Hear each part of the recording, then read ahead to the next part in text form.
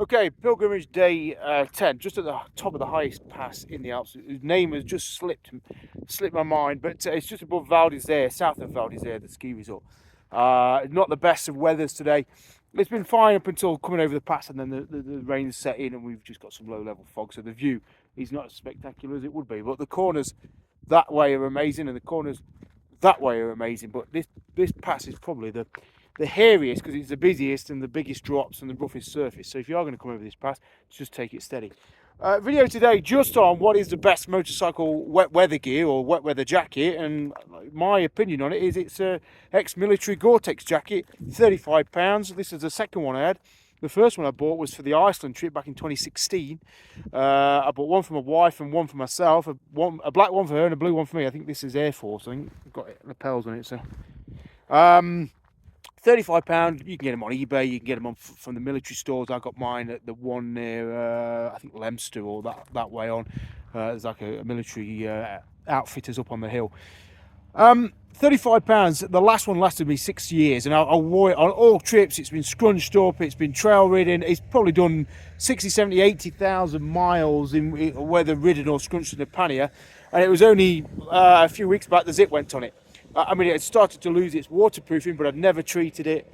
But it just did its job, you know. It kept the water out. And obviously, I'm doing a lot of trips with a lot of people in lots of different clothing.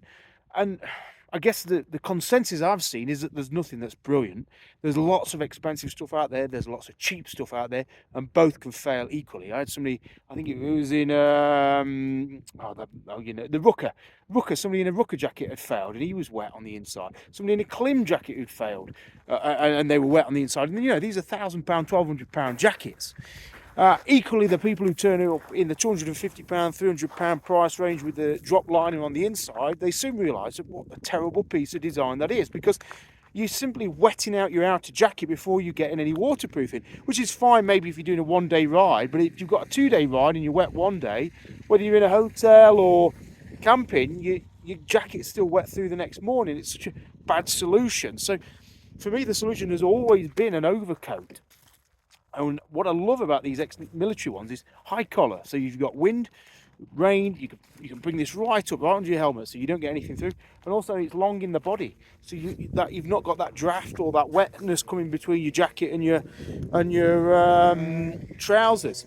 So what it means is, for a very, very effective motorcycle protective jacket and waterproofing, you only need a cheapo under jacket with armour and then a £35 over jacket. So you could go to a charity shop, you could get one second hand, you know, a protective motorcycle jacket that would deal with the protection.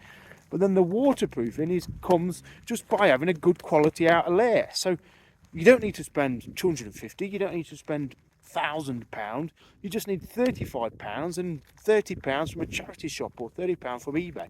And that's the configuration that I've been using for the last 6-7 years to great effect until the zip went. So what is the best waterproofing jacket on the market? I still maintain it's a ex-military, whether you go for the khaki one or a blue one or a black one. £35, you know, for rip it trail riding, who cares? It's £35. So the only bit of kit I do think is worth spending good money on a motorbike is your boots. Boots, if you can get them in, boots. Because you're in your boots all day long, and yes, you can wear waterproof socks, but if water's in the boot, then it's still wet the next morning, and your waterproof socks are still wet. So if you're going to spend money on any piece of motorcycle equipment, boots, get good boots. I always wear the Gear and All Terrain, which are about £250, £280. And I abuse the hell out of them, and they last me a few years, and I think that's good value. And then I buy a new pair, City Adventures, something like that. But again, the cheap boots are a terrible introduction to the market, because they give people the impression you're getting a quality adventure boot for 120 quid, but they're built in China, much like the old Vosges, but they're terrible. The soles come off, they don't waterproof. Hit and miss brands like RST, but yeah, I think the boot is where you spend the £300 rather than on the jacket. My opinion, that's all. It's not gospel, just my opinion. So I'm going to go descend to Val d'Isère, get some lunch. The rest of the gang are ahead of me. I'm bringing up sort of the rear. I think I've got a few. No. I've got one down there. 2 down there, Matt and Rob. Himalayan and CRF there, or 11. And then we're going to get some lunch and dry out. But You don't need to dry out if you've got a good outer layer. So that's it. From the top of the Alps, we're going to crack on the Vosges. We've got 2 more days.